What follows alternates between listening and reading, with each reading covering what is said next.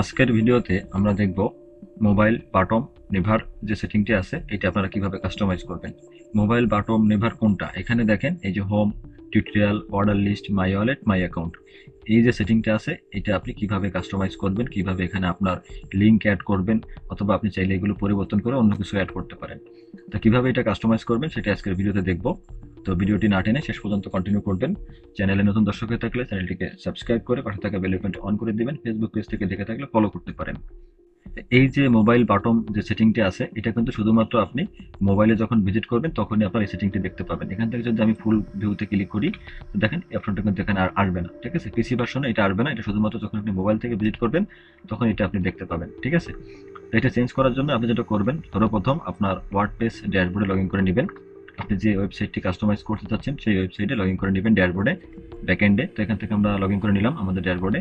তারপর এখান থেকে আমরা যেটা করবো, এখান থেকে এই থিম সেটিং এর এখানে মাউসের কার্সার রাখবেন। তারপর এখান থেকে উপরের দিকে দেখবেন এই যে জেনারেল যে সেটিং আছে, জেনারেল অপশনে ক্লিক করবেন।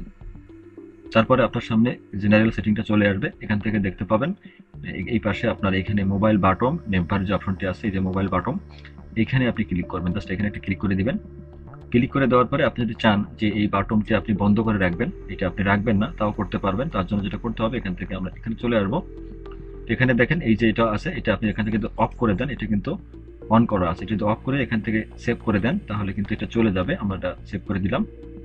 সেভ করে দেওয়ার পরে আমাদের এখানে এসে আমাদের এটাকে ছোট করে এখন যদি আমরা এখানে রিলোড করি, দেখেন রিলোড করলে ওটা কিন্তু চলে গেছে, বাটনগুলো কিন্তু চলে গেছে এখান থেকে। ঠিক আছে, এটা চাইলে রিমুভ করতে পারবেন এভাবে, অথবা আপনি এখান থেকে আবার অন করতে চাইলে সেমভাবে এখানে চলে আসবেন, এটাকে অন করে দিবেন। অন করে দিয়ে এখান থেকে সেভ করে দিবেন। ঠিক আছে, এখন আসি আমরা এই বাটনগুলো কিভাবে কাস্টমাইজ করতে পারি। এখানে আমরা যদি এটাকে ভিউ করি, ভিউ করলে এখান থেকে দেখতে পাবো আমাদের এটা অফ করা আছে। আমরা এখান থেকে জাস্ট রিলোড করবো, আমরা চেঞ্জ করছিলাম, তো রিলোড করলে আবার চলে আসছে। তো এখান থেকে দেখেন এই যে হোম, ঠিক আছে, এখান থেকে আমরা এখানে চলে আসি, আর বড় করি হোম পেজ। এই হোম পেজ কিন্তু এখানে দেওয়া আছে। তারপর button 1, button 2, button 3, my account. এখানে বাটন 1, বাটন 2, বাটন 3 হচ্ছে, এখান থেকে আমরা এখানে চলে আসি। এই যে বাটন 1, বাটন 2, বাটন 3, এই তিনটা কিন্তু আমাদের কাস্টমাইজ মানে করে অ্যাড করা ছিল। ঠিক আছে, তো এইগুলো আপনি কিভাবে কাস্টমাইজ করবেন, এখানে কিন্তু আপনি ডিফল্ট ভাবে কয়েকটি পেজ পেয়ে যাবেন। যেমন এখানে ক্লিক করেন, ক্লিক করলে দেখেন এখানে কিন্তু এই যে পেজগুলো যে আছে সেগুলো এখানে চলে আসবে। এই যে মেনু আছে, তারপরে ব্লক পেজ আছে, কম্পেয়ার আছে। আপনি চাইলে এখানে আপনার মতো করে এখান থেকে আমি অ্যাড করতে পারেন, সব পেজ আছে। অথবা আপনি যদি আপনার কাস্টম ভাবে অ্যাড করতে চান তাহলে এখানে বাটন সিলেক্ট করবেন। যেমন এখানে আমি এই যে বাটন 1 এর ভিতরে কিন্তু এখানে টিউটোরিয়াল রাখছি। ঠিক আছে, যেমন বাটন 1 এ এখানে রাখছি এখানে টিউটোরিয়াল, দেখেন এখানে যে টিউটোরিয়াল দেওয়া আছে, এখানে এই টিউটোরিয়াল এই যে। ঠিক আছে, এখান থেকে এই লিঙ্কটা আপনি পরিবর্তন করে দিবেন, আপনার লিঙ্ক অ্যাড করে দিবেন। এই বিষয়টা অনেকে আমাকে বলতেছেন যে এই লিঙ্কটা কিভাবে পরিবর্তন করবেন।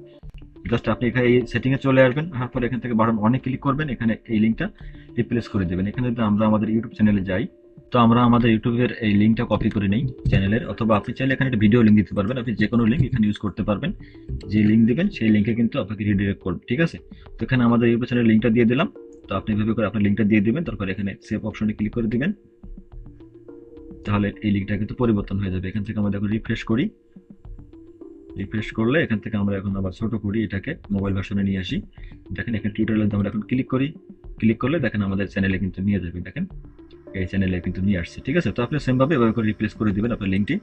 এখান থেকে আমরা আবার ব্যাক করি। তো এভাবে করে আপনারা এই যে লিঙ্কগুলো চেঞ্জ করতে পারবেন। তারপর এখান থেকে দেখেন এই যে বাটন 2, বাটন 2 তে এখানে আছে হলো অর্ডার লিস্ট। ঠিক আছে, তো এখানে অর্ডার লিস্ট আপনি যখন করবেন অটোমেটিক ভাবে চলে আসবে, এটা চেঞ্জ করার প্রয়োজন হবে না। তো এখানে আবার বাটন 2 তে আছে আপনার, দেখেন এখানে 3 আছে, 3 তে আপনার এখানে এক মাই অ্যাকাউন্টের লিঙ্কটা করা আছে। আপনি চাইলে অন্য কোনো পেজ এখানে যদি লিঙ্ক আপ করতে চান তাহলে আপনি এইভাবে করে এখানে আপনার টেক্সটটা দিবেন। তো এবার এখানে আপনার লিঙ্কটা দিবেন, লিঙ্কটা দিয়ে এখানে সেভ করে দিলে আপনার কিন্তু এই চলে আসবে এখানে। ঠিক আছে, সেম ভাবে কিন্তু এখানে চলে আসবে। তো এখানে আপনারা সাজাবেন কিভাবে, দেখেন এখানে সিরিয়ালি সাজাবেন। যেমন প্রথমে হোম আছে, বাটন 1 আছে, তো আমি প্রথম হোম দিয়েছি, তারপর এখান থেকে বাটন 1 দিয়েছি, বাটন 2 দিয়েছি, 3 দিয়েছি এবং মাই অ্যাকাউন্ট দিয়েছি। এখানে তো আমরা মাই অ্যাকাউন্টটা কেটে দিই, কেটে দিয়ে দেখেন অন্য কোনোটা অ্যাড করতে চাই, এখানে যদি আমরা মেনু অ্যাড করতে চাই, এখানে মেনু দিয়ে এখানে সেভ অপশনে ক্লিক করলে এখানে কিন্তু মেনু চলে আসবে।